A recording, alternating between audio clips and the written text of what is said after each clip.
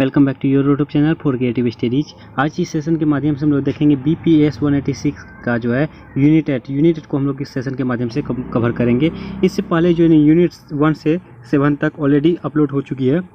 जो भी अभी तक 1 से 7 चैप्टर तक कंप्लीट नहीं किए हैं वो सभी जो है उन सभी के लिए एक अलग सा प्लेलिस्ट बना दिया गया है BPS 186 important question with answer के नाम से।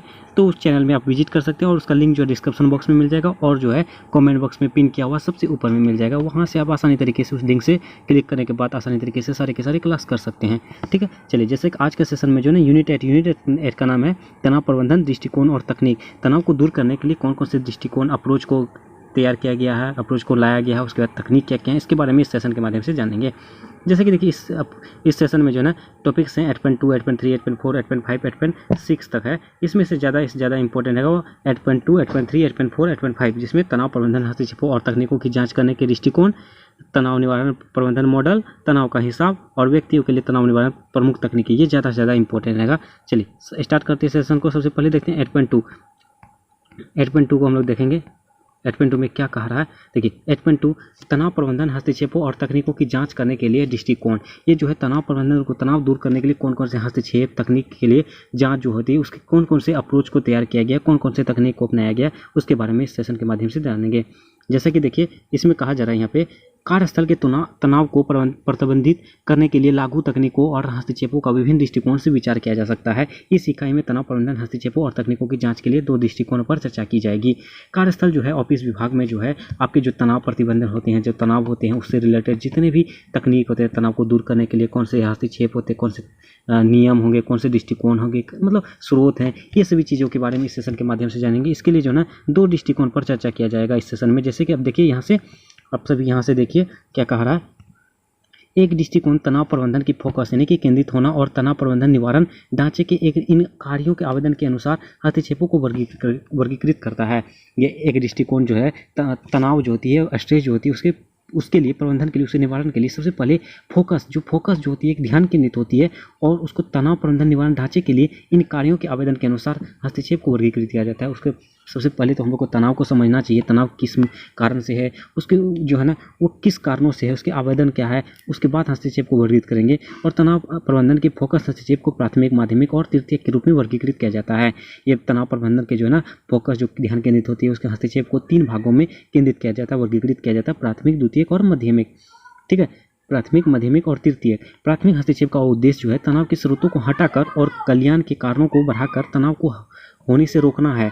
ये जो प्राथमिक हस्तक्षेप का यही मुख्य उद्देश्य होता है कि जितने भी आपको तनाव होंगे, तनाव के जो स्रोत होते हैं, जब तनाव के जो भी मुख्य कारण हैं आपके, उसको हटाकर उसको दूर करने के लिए फर्स्ट प्राथमिक हस्तक्षेप का उपयोग किया जाता है। और उसका दूसरा आपका जब माध्यमिक में हो जाएगा आपका तनाव के स्तर को व्यक्तिगत अत्यधिक थकान से रोकने के लिए तनाव की गंभीरता या अवधि को कम करने के लिए माध्यमिक हस्तक्षेप की आवश्यकता होती है।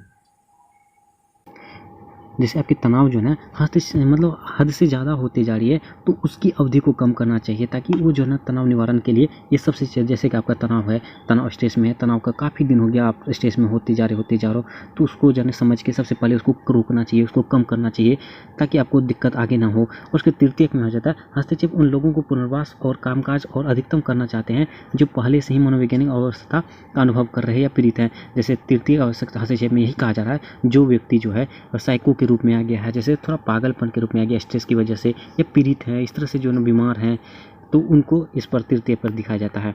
इसमें देखिए एक अन्य दृष्टिकोण उस स्तर को संदर्भित करता है जिस पर हस्तक्षेप किया जाता है, व्यक्तिगत स्तर या संगठनात्मक स्तर। जैसे देखिए एक अन्य दृष्टिकोण पर एक अन्य अदर अप्रोच जो है उच्च स्तर को संदर्भित करता है, उच्च स्तर को आकर्षित करता है जिस पर हस्तक्षेप किया जाता है, उस पर जैसे व्यक्तिगत हो गया या संगठनात्मक। व्यक्तिगत मतलब पर्सनली हो गया, आपके खुद का स्ट्रेस हो गया। संगठनात्मक मतलब समूह के रूप में जो है काम करने वाले का संगठनात्मक स्तर के रूप में वो स्ट्रेस होगा। व्यक्तिगत स्तर के हस्तक्षेप कर्मचारियों को तनाव का प्रबंधन करने के लिए कौशल विकसित करने में सहायता करने पर बल देते हैं। देखिए व्यक्तिगत जो है आपका, जैसे व्यक्तिगत पर्सनली जो स्ट्रेस में है उसको जो है ना कोई व्यक्ति है जैसे कोई ऑफिस विभाग में कर्मचारी के रूप में कार्य करते हैं तो उसको कौशल स्किल डेवलपमेंट करने के लिए विकसित होने में सहायता पर फोर्स डालते हैं, बल देते हैं उसके बाद। जबकि संगठनात्मक स्तर पर जो ना पूरे समूह को प्रस्तावित करने के लिए संगठनात्मक के लिए मोटिवेट करता है, सहायता देता है। ठीक है, इस प्रकार तनाव प्रबंधन हस्तक्षेप SIM को उनके फोकस ध्यान के साथ साथ स्तर के अनुसार वर्गीकृत करने का तात्पर्य है कि व्यक्तिगत और संगठनात्मक दोनों स्तर में हस्तक्षेप में प्राथमिक, द्वितीयक और तृतीयक जो है ना उनमें प्रतिचरण ये सभी अनुसार जो है तनाव प्रबंधन के हस्तक्षेप जो SIM जो होती है उस पर दो ध्यान केंद्रित होने के बाद आपको जो है ना प्राथमिक हो गया, द्वितीयक हो गया, प्राथमिक, माध्यमिक और तृतीयक। जैसे प्राथमिक के बारे में बता दिया था, आपको तनाव से रोकना हो गया, द्वितीय माध्यमिक में हो जाएगा आपका तनाव की अवधि को कम करना हो गया, और तृतीय में हो जाए उसके वर्गीकृत में जो स्ट्रेस से ज़्यादा हो गया वो पीड़ित हैं उसको तनाव से रोकना होगा। ये है उसका आगे कहा जा रहा है। चूँकि हस्तक्षेपों का ध्यान तनाव प्रबंधन निवारण ढांचे के लिए विभिन्न तकनीकों के अनुप्रयोग को संदर्भित करता है, और हम आगामी मतलब खंड के तनाव से जो हम लोग ये समझेंगे निवारण मंडल। जो अब देखिए सबसे नेक्स्ट पॉइंट आपका टॉपिक हो जाएगा तनाव निवारण प्रबंधन मॉडल। ये इंपॉर्टेंट रहेगा आपके एग्जाम के दृष्टिकोण से, ये बहुत ही ज़्यादा महत्वपूर्ण रहेगा, इसको ध्यानपूर्वक सुनिए आप लोग। तनाव निवारण प्रबंधन मॉडल की अवधारणा संगठनात्मक संदर्भ में निवारण दवा के क्षेत्र में नियोजित रोकथाम की सार्वजनिक स्वास्थ्य धारणाओं से उधार ली गई है।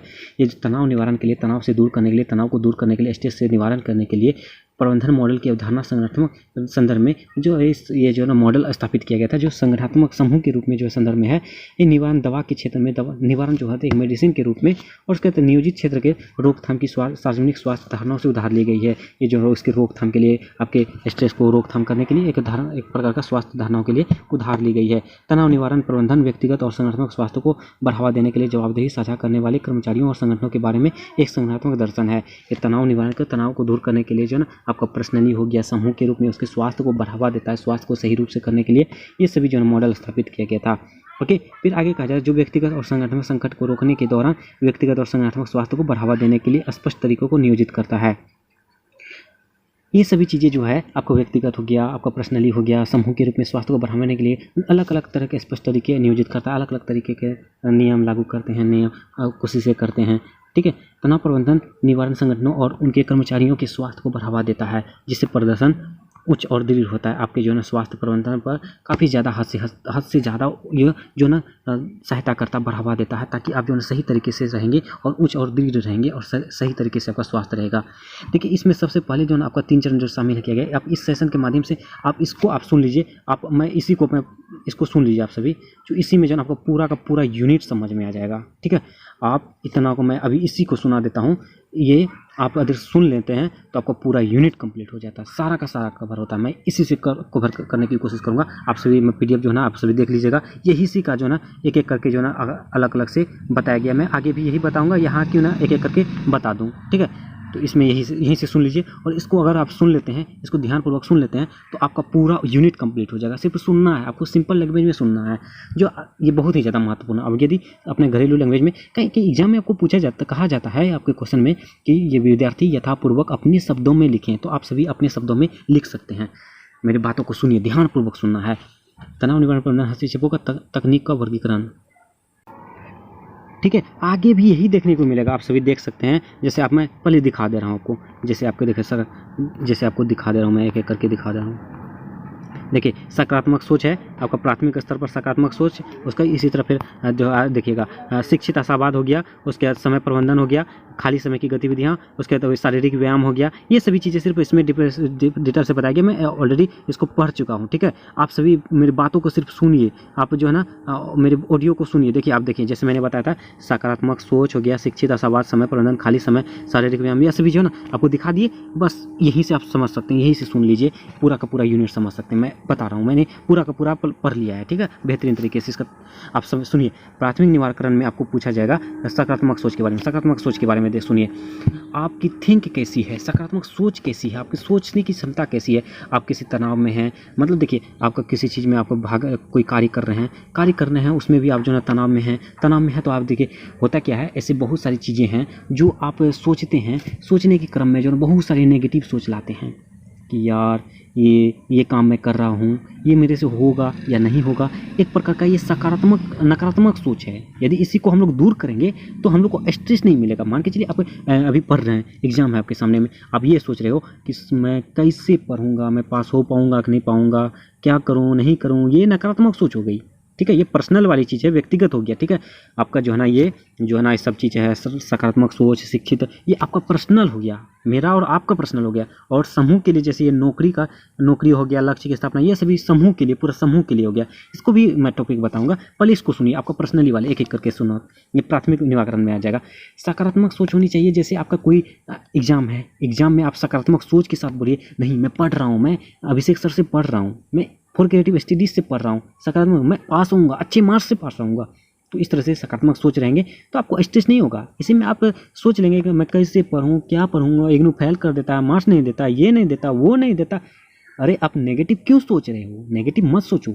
नेगेटिव सोचने से आप स्ट्रेस में आओगे। आप ये सब सोचोगे, अरे मैं इग्नू में समय बर्बाद कर दिया, मेरा नंबर नहीं आ रहा है, तो ये कर रहा, वो कर रहा, डी डेट, बहुत सारी बातें हैं, तो आप स्ट्रेस में जाओगे। यदि इसी में पॉजिटिव सोचोगे, नहीं मैं पढ़ रहा हूँ, अच्छे से तैयारी कर रहा हूँ, अच्छे मार्क्स मिलेंगे ही मिलेंगे, मैं बेहतरीन प्रदर्शन करूँगा तो मुझे उसका परिणाम सही तरह से मिलेगा। तो ये प्रकार हो गया आपका सकारात्मक सोच। अगर सकारात्मक सोच रखेंगे तो आपके जो है ना स्ट्रेस से दूर हो जाएगा, स्ट्रेस दूर हो जाएगा। ठीक है, उसके बाद आपका शिक्षित आशावाद। आप यदि शिक्षित नहीं हैं, मान के चलिए कोई कार्य कर रहे हैं, देखिए अशिक्षित लोग जो है ना वो रट्टूमल टाइप का जो है ना था, जो गांव देहात में होते हैं और जो अनपढ़ गवार होते हैं, उसका ज़्यादा से ज़्यादा क्या करते हैं, मजदूरी करते हैं या तो किसी तरह घर चलाते हैं। शिक्षित नहीं है तो उसी तरह से कार्य करेंगे, क्योंकि वो अपने जीवन से थोड़ी बहुत सीख लिया है कि क्या हो रहा है, क्या होनी चाहिए। और यदि आप शिक्षित हैं आप किस तरह से उसको तनाव को दूर करने की कोशिश करेंगे। जैसे तनाव आ रहे हैं उसके सबसे पहले स्रोत को जानेंगे, तनाव किस तरह से है, आप तनाव के बारे में जानेंगे तब ना। अब मान के चलो अशिक्षित जो लोग हैं उसको पता होगा ये तनाव, मतलब वो हो जाएगा, वो समझेगा थकान, आज दिन भर खेत में काम किए हैं, थक गए, बस सो रहे हैं, बस इतना ही समझेगा। आप स्ट्रेस समझ रहे हो कि स्ट्रेस तनाव क्या होता है। जैसे कि आप तनाव के स्रोत क्या होंगे, बहुत सारे स्रोत थे, बेरोजगारी हो गया, ब्रेकअप हो गया, बीमारी हो गया, इस तरह से बहुत सारे स्रोत हैं। ये सभी आप शिक्षित हैं, उसके बाद आप समझ रहे हैं। जो भी अशिक्षित है वो जो है ना इस तनाव को थकान समझते हैं, बस जो थक गए हैं बस हो गया।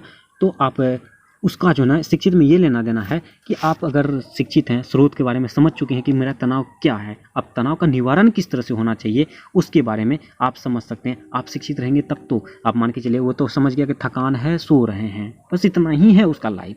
आप शिक्षित हैं, जैसे आपके ऑफिस में, विभाग में काम है और तनाव में आ रहे हैं, तो तनाव का निवारण क्या है कि थोड़ा सा और समय लेंगे और थोड़ा मेहनत करेंगे, ये आपका निवारण हो जाएगा। शिक्षित है तब तो ठीक है, आपका इसका निवारण करने के लिए ढूंढ सकते हैं, शिक्षित रहेंगे तब तो। फिर आपका समय प्रबंधन, आप सही तरीके से समय का प्रबंधन करेंगे, समय का सही तरीके से उपयोग करेंगे तो आपका स्ट्रेस कम होगा। मान के चलिए अभी आपका जो एग्ज़ाम है, कुछ दिन बचा हुआ है एग्ज़ाम का, एग्ज़ाम में आप करेंगे क्या, अभी से नहीं पढ़ के आप एग्ज़ाम से एक दिन पहले पढ़ेंगे तो स्ट्रेस में आ ही जाएंगे। यार मैं क्या पढ़ूँ, बहुत सारी 10-10 यूनिट है, यूनिट को कैसे कवर करूँ, मेरे पास समय नहीं है, ये नहीं है, वो नहीं है। आप क्योंकि समय पहले ही बर्बाद कर चुके हैं। आप यदि अभी से पढ़ोगे 10 दिन 15 दिन जो समय है आप कवर कर सकते हो। आप 10-15 मिनट पहले क्या कवर कर पाओगे। यही कारण है समय प्रबंधन, आप सही तरीके से समय का सदुपयोग किया कीजिए। ठीक है, नेक्स्ट में आएगा खाली समय का लक्ष्य। जैसे आप मान के चलिए मेरा क्लास खत्म होने के बाद बहुत सारे स्टूडेंट होंगे क्या, घूमने फिरने के लिए चले जाएंगे, सोशल मीडिया यूज करेंगे, ये करेंगे वो करेंगे, तो आधा क्लास करने के बाद बोलेंगे वो बाद में देख लेंगे, देखने के बाद वो जो ना बाद में करते रह जाते हैं, ये समय जो ना वो खराब हो जाता है। तो ये करना है, इसमें ये कहने का मतलब है खाली समय का लक्ष्य। जैसे मान के चलिए आप जैसे क्लास खत्म हुआ है, आपका पढ़ने का भी मन मतलब होता है ना कि रेगुलर पढ़ते थकान आ जाना, थकान आने के बाद अब उस समय करो क्या, उस समय या तो आप स्टडी टेबल साफ कर लो, बुक साफ कर लो, ठीक है, ये सभी साफ कर ले। खाली समय का सदुपयोग करना चाहिए। ये सभी जो है आपका स्ट्रेस से दूर करने का निवारण है। जैसे आप मान के चलिए आप खाली समय है, आपके बुक बहुत गंदा है, तो फिर उसको साफ कर लेते हैं तो आप स्ट्रेस से दूर होते हैं। वो कैसे, आप मान के चलिए पढ़ने के समय में आप पढ़ते जो है ना आपके सामने में मतलब बुक निकाले, बुक बहुत गंदा है तो आपको ज़रूरी है, जल्दी चाहिए, तो इस तरह से आप उस समय भी स्ट्रेस में आ सकते हैं। उसके माध्यमिक निवारण में देखिए शारीरिक व्यायाम। सबसे पहली बात तो आपको समय सही से पता ही होगा, आप सभी को पता ही होगा स्ट्रेस का मुख्य कारण आपका व्यायाम भी है। निवारण जो है आपका मुख्य कारण निवारण का व्यायाम भी है। बहुत सारे डॉक्टर हो गए, जैसे कि आपका रामदेव बाबा भी हैं, व्यायाम कीजिए आप स्वस्थ रहिए। बोलते हैं कि नहीं बोलते हैं, बहुत सारे सुने, सबको ही सुने होंगे, सबको ही जानते होंगे, जो योगा कीजिए स्वस्थ रहिए, व्यायाम कीजिए स्वस्थ रहिए, जल्दी जगिए स्वस्थ रहिए। यही कहा जा रहा है, आप व्यायाम डेली कीजिए, रेगुलर कीजिए, आप स्वस्थ रहेंगे। ठीक है, व्यायाम के माध्यम से आप जैसे दौड़ सकते हैं, तैर सकते हैं, डांस कर सकते हैं, मतलब किसी तरह से आपका बॉडी जो है ना, बॉडी का कार्य होना चाहिए, व्यायाम कर सकते हैं। ठीक है, एक्सरसाइज करना हो गया, आपके शरीर में ये तनाव से दूर करेगा। आप तनाव में रहेंगे, अब रेगुलर एक्सरसाइज करते रहेंगे ना, तो तनाव आपको कम हो जाएगा, कम होते जाएगा। ठीक है, तो ये निवारण का एक मुख्य कारण भी यही है। और आपका विश्राम, प्रशिक्षण, ध्यान, आहार। आपको विश्राम, जैसे आपको मान के चलिए रेगुलर काम करते जा रहे हैं, आप बीच बीच में ब्रेक नहीं लेंगे। जैसे एक होता है ना कि आप 45 मिनट पढ़ो, फिर 10 मिनट 15 मिनट ब्रेक ले लो। मैं बहुत सारे वीडियोज में मैंने बोला है कि आप रेगुलर मत पढ़ो, 45 से 50 मिनट का सेशन रखो, पढ़ लो, उसके बाद आप थोड़ा सा 5 से 10 मिनट ब्रेक ले लो, विश्राम कर लो, आराम कर लो, रेस्ट कर लो। इससे आपका तनाव कम हो जाएगा और पढ़ने में भी अच्छा लगेगा, मन लगेगा। उसका ध्यान, कहते हैं ना योगी सबको ही रामदेव बाबा भी बोलते हैं ध्यान लगाएं। ध्यान लगाने से आपका स्ट्रेस कम होगा। जैसे आप डेली के डेली 10 मिनट 15 मिनट ध्यान केंद्रित करते हैं, ध्यान लगा के बैठे रहते हैं ना, इससे दो फायदा है। एक तो स्ट्रेस कम होगी, उसके बाद आप जो ध्यान केंद्रित करने के बाद जो है ना वो बहुत सारे बेनिफिट्स हैं आपके। जैसे मान के चलिए आप स्टूडेंट हैं, पढ़ने के समय में ध्यान केंद्रित रहेगा ना, तो आपको पढ़ने में फोकस लगेगा, मन लगेगा, आप पढ़ सकेंगे सही तरीके से। उसको आप जो ध्यान लगा के उसमें फोकस रहेगा, तो आपका डबल बेनिफिट्स ये भी है। एक तो स्ट्रेस दूर होगा, आपका फ्यूचर भी सही रहेगा, आप जो भी कार्य करेंगे उसमें ध्यान रहेगा, आपसे मिस्टेक नहीं होगी, आपसे गलती नहीं होगी और जल्दी से जल्दी हो जाएगा। उसके बाद आहार जो है ना, अच्छी आहार लेना बहुत ही ज़्यादा आवश्यक है। यदि आप आहार नहीं लेंगे तो आपका शारीरिक प्रॉब्लम आएगा, तो आपके जो है ना सही तरीके से कोई काम नहीं हो पाएगा, काम नहीं होगा तो स्ट्रेस में होंगे जाएंगे। जैसे आपके चलिए मान के चलिए 10 दिन एग्जाम बचा है, 10 दिन का, 10 दिन में आप क्या करेंगे, सही तरीके से खाना नहीं खाएंगे, बस मतलब इधर से पढ़ेंगे या तो इधर उधर करेंगे। करने के बाद आपका जो ना तबीयत बिगड़ जाएगी और तब तो फिर दिक्कत ही है, एक प्रकार का स्ट्रेस में आ जाएगा। अरे मेरा एग्जाम है, मेरा तबीयत भी खराब हो गया, ये हो गया, वो हो गया, मैं क्या करूं। तो इस तरह से आहार सही तरह से लीजिए। उसके बाद ये भी एक स्ट्रेस को दूर करने का निवारण है।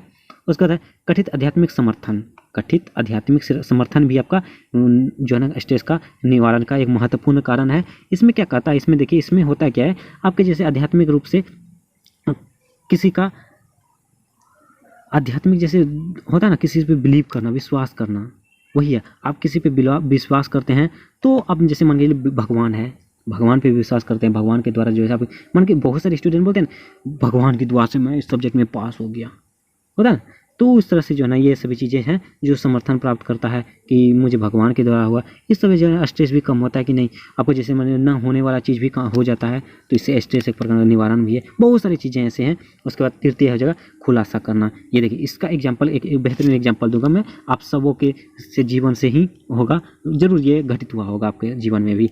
खुलासा करना, एक एग्जाम्पल लेता हूँ मैं। आप मान के चलिए किसी से झगड़ा हुआ, आप अपने गहरी दोस्त जो है उसी से झगड़ा हुआ, बहुत भयानक झगड़ा हुआ, आप 8 साल 9 साल बचपन से एक साथ दोस्ती कर रहे हैं, हर एक बात पॉइंट आप एक दूसरे के जानते हैं और एक दूसरे के बारे में जानते हैं, सब कुछ, क्या गलती है, क्या सही है, क्या कुछ है, सब कुछ जानते हैं। इसमें जानने के बाद जब एक दिन झगड़ा हो गया, आज ही मान के जो झगड़ा हो गया, रेगुलर 1-1.5 घंटा झगड़ा हो गया, पूरा का पूरा बायोडाटा आपका, उसका हिस्ट्री बोल दिया, तुम ये करता था, वो नहीं किया था, ये मांगे थे, वो नहीं दिया था, ये बहुत सारी बातें हुई।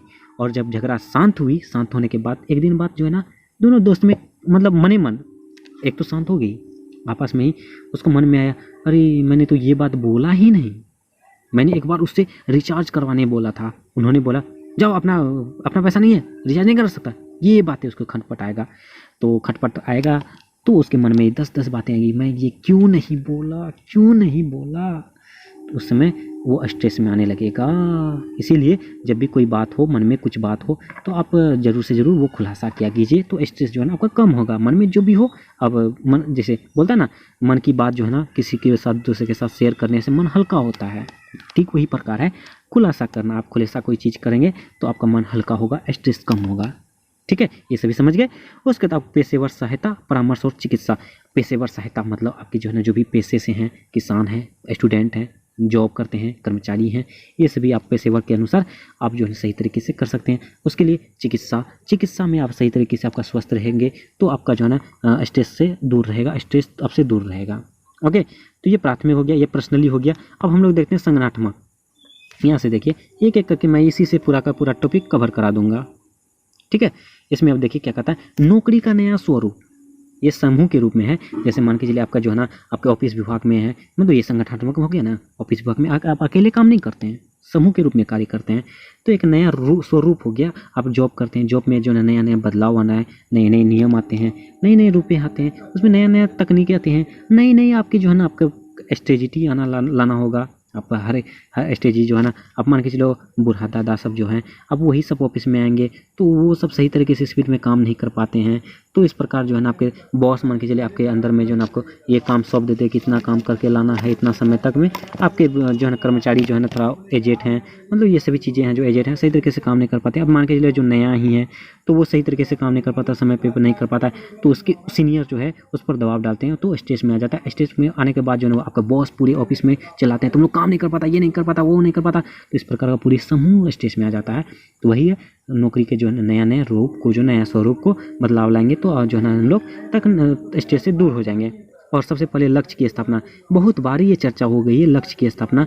आप लक्ष्य की स्थापना नहीं करेंगे, लक्ष्य नहीं बनाएंगे तो स्टेज में आएगा ही। अब मान के चलिए हम वीडियो बना रहे हैं, बना के पोस्ट कर रहे हैं, रेगुलर मेहनत कर रहे हैं। मेरा लक्ष्य ही नहीं कि इग्नू का एग्ज़ाम है तो वीडियो इसलिए डाल रहे हैं, मेरा एक लक्ष्य बन गया है कि मैं वीडियो बना के पोस्ट कर रहा हूँ। मेरा ये लक्ष्य है कि इग्नू के स्टूडेंट के जो के लिए बेनिफिट्स होगा, लाभदायक होगा, तो ये मेरा एम हो गया। तो मेरे स्ट्रेस कम हो रहा है इस तरह से। आप सिर्फ वीडियो बना के पोस्ट कर रहे हैं, समय पर एक तो समय बर्बादी हो गई, और समय बर्बादी बाद में याद आकर मैं तो अपना समय बर्बाद कर दिया, इधर स्ट्रेस में आने लगेंगे। और भूमिका की समझौता, आपकी भूमिका क्या है, समूह के रूप में भूमिका किस तरह से है। आप जो है ना आपका भूमिका, जैसे मान के आपके समूह है, समूह में जो है ना आपकी भूमिका सही तरीके से प्रदर्शन नहीं कर पा रहा, रेगुलर आप डांट सुन रहे हैं, आप ऑफिस में आपके सीनियर बगल वाले जो है वो अच्छा मेहनत कर रहा है, सही तरीके से प्रदर्शन कर रहा है, तो आप नहीं कर पा रहे हैं तो आपका भूमिका में सही तरह से स्ट्रेस हो जाएगा। इस तरह से आप जो है भूमिका सही तरीके से निभाएंगे तो आप स्ट्रेस से दूर हो जाएंगे। और चयन, नियुक्ति और परामर्श, संगठनात्मक संचार में सुधार, ये सभी चीज़ें हैं जो कि आपके समूह के रूप में जो है ना चयन क्या हुआ, किसी के समूह में जो है ना आप चयन किस तरह से करते हैं ताकि आपका समय जो है ना सही तरीके से काम कर पाए, इस तरह से चीज़ें हैं।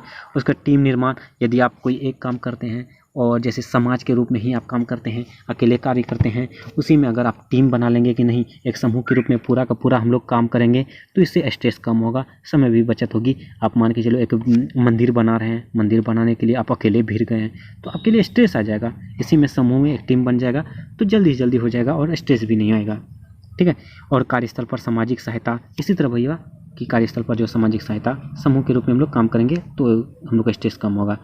और कर्मचारी सहायता कार्यक्रम, वही हुआ आपके ऑफिस विभाग में जो है जैसे कि सहायता करेगा तो स्ट्रेस कम होगा। और कल्याण कार्यक्रम, ये सभी चीज़ें हैं जो आपके समझ में आ जाएगा, ठीक है। और इस तरह से देखा जाए तो सारा का सारा ये नहीं टॉपिक जो हम लोग कवर कर चुके हैं। इसी के माध्यम से देखिए आप सभी यहाँ देख सकते हैं।